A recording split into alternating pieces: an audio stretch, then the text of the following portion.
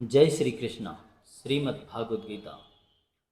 अपर्याप्तं तदस्माकं बलं भीष्माभिरक्षितं पर्याप्तं तुदमे तेषां बलं भीमाभिरक्षितम्। व्याख्या: अपर्याप्तं तदस्माकं बलं भीष्माभिरक्षितम्।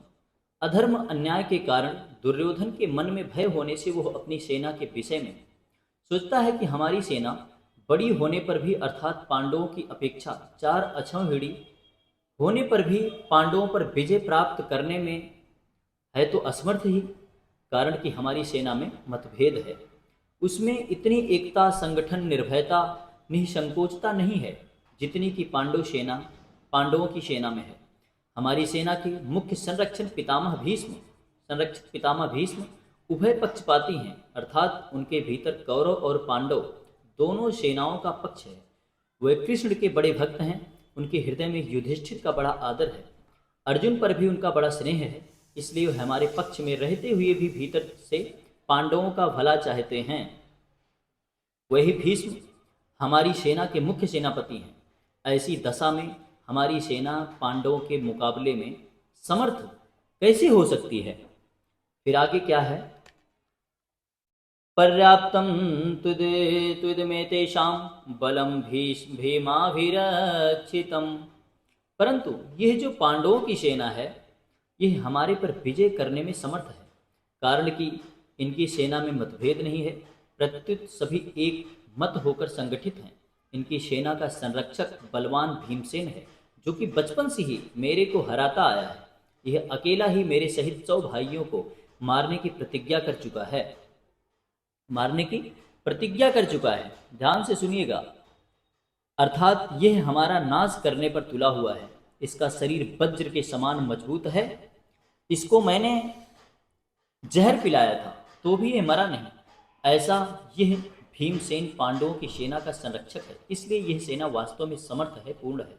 यहाँ एक शंका हो सकती है कि दुर्योधन ने अपनी सेना के संरक्षक के लिए भीष्म जी का नाम लिया, जो कि सेनापति के पद पर नियुक्त हैं, परंतु पांडव सेना के संरक्षक के लिए भीमसेन का नाम लिया, जो कि सेनापति नहीं है। इसका समाधान यह है कि दुर्योधन इस समय सेनापतियों की बात नहीं सोच रहा है, किंतु दोनों सेनाओं की शक्ति के विषय में सोच रहा है कि किस सेना की शक्ति अधिक है। दुर्योधन पर आरंभ से ही भीमसेन की शक्ति का, बलवत्ता का अधिक प्रभाव पड़ा हुआ है, अतः वह पांडव सेना के संरक्षक के लिए भीमसेन का ही नाम लेता है। विशेष बात क्या है, ध्यान दीजिएगा। अर्जुन कौरव सेना को देखकर किसी के पास न जाकर हाथ में धनुष उठाते हैं। गीता पहले अध्याय का 20वां श्लोक। पर दुर्योधन पांडव सेना को देखकर द्रोणाचार्य के पास जाता है और उनसे पांडवों की व्यूह रचना युक्त सेना को देखने के लिए कहता है। इससे सिद्ध होता है कि दुर्योधन के हृदय में भय बैठा हुआ है। भीतर में भय होने पर भी वह चालाकी से द्रोणाचार्य को प्रसन्न करना चाहता है, उनको पांडवों के विरुद्ध उकसाना चाहता है।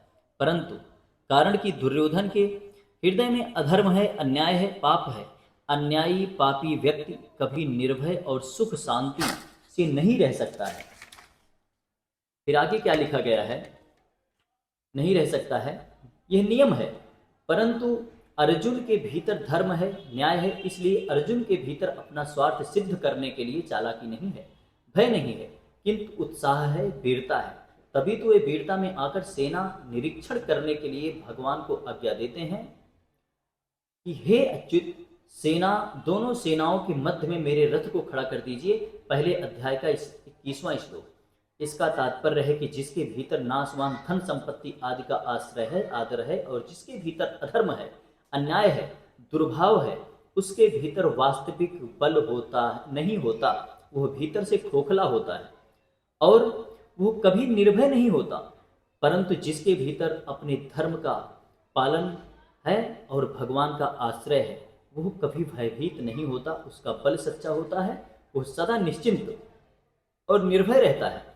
अतः अपना कल्याण चाहने वाले साधकों को अधर्म, अन्याय आदि का सर्वथा त्याग करके और एकमात्र भगवान का आश्रय लेकर भगवत प्रीत्यर्थ अपने धर्म का अनुष्ठान करना चाहिए, भौतिक संपत्ति को महत्व देकर और संयोगजन सुख के प्रलोभन में फंसकर कभी अधर्म का आश्रय नहीं लेना चाहिए, क्योंकि इन दोनों से मनुष्य का कभी हित नहीं होता, प्रत्युत अहित ही होता है। परिशिष्ट भाव। अर्जुन अस्त्र शस्त्र से